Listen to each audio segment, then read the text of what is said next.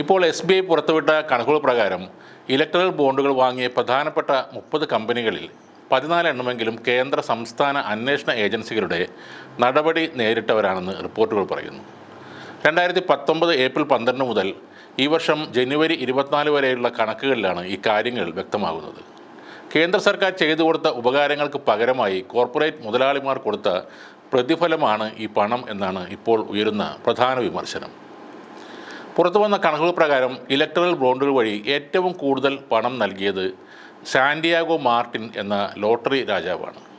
അദ്ദേഹത്തിൻ്റെ കമ്പനിയുടെ പേരാണ് future gamings and hotel private limited. 2019-നും 2024-നും ഇടയിലുള്ള കാലയളവിൽ 1368 കോടി രൂപയാണ് ഈ കമ്പനി പല രാഷ്ട്രീയ പാർട്ടികൾക്കായി നൽകിയത്. അതേസമയം ലോട്ടറി നിയമത്തിലെ വ്യവസ്ഥകൾ ലംഘിച്ച് നിയമവിരുദ്ധമായി പണം സമ്പാദിച്ചതിന്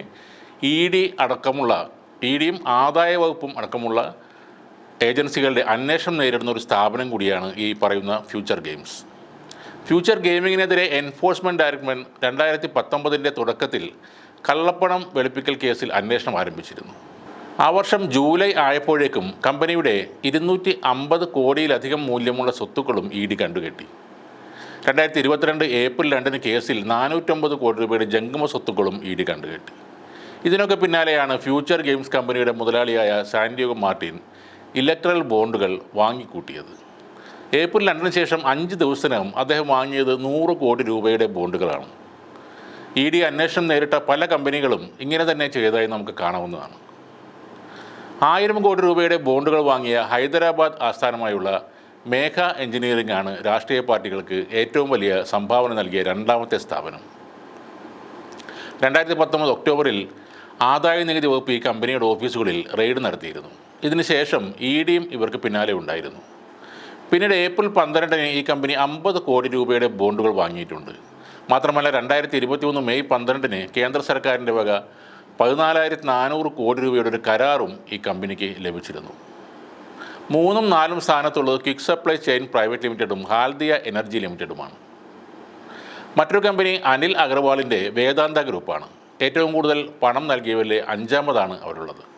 376 കോടി രൂപയാണ് ബോണ്ടുകൾ വഴി അവർ സംഭാവന നൽകിയത്.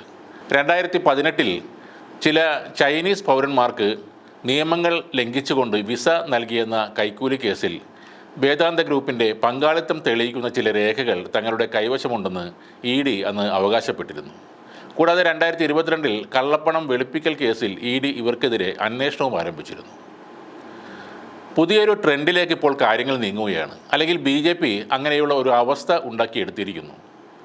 ഏത് രീതിയിൽ ബിസിനസ് ചെയ്ത് പണം ഉണ്ടാക്കിയാലും ഇഡി റെയ്ഡ് ചെയ്താലും അതൊക്കെ മറികടന്ന് വീണ്ടും പഴയ രീതിയിൽ ആ കമ്പനികൾക്ക് പ്രവർത്തിക്കാൻ അവസരം കിട്ടുകയാണ്. നിയമവിരുദ്ധമായി സമ്പാദിച്ച പണത്തിൽ ഒരു പങ്ക് രാഷ്ട്രീയ പാർട്ടികൾക്ക് സംഭാവന നൽകുക. അതോടെ നിങ്ങൾ നിയമത്തിൻ്റെ കുരുക്കിൽ പെടില്ല എന്ന ഉറപ്പ് ലഭിക്കുകയാണ്. അടുത്ത കാലത്തൊന്നും ഭരണം പിടിച്ചെടുക്കാൻ മറ്റൊരു പാർട്ടിക്കും ആവില്ലെന്ന ഉറപ്പ് ഉള്ളതുകൊണ്ട് തന്നെ ഇത് BJP ഇനിയും തുടർന്നുകൊണ്ടിരിക്കും. ചോദ്യം ചെയ്യാൻ CPM പോലുള്ള പാർട്ടികൾ മാത്രമേ ഉണ്ടാകൂ. കോൺഗ്രസും ഇന്ത്യ സഖ്യവും എല്ലാം ഇതുപോലുള്ള ബോണ്ടുകൾ വഴി കാശ് മേടിച്ചതുകൊണ്ട് അവരാരും ഇതിനെതിരായി ശബ്ദിക്കാനും പോകുന്നില്ല.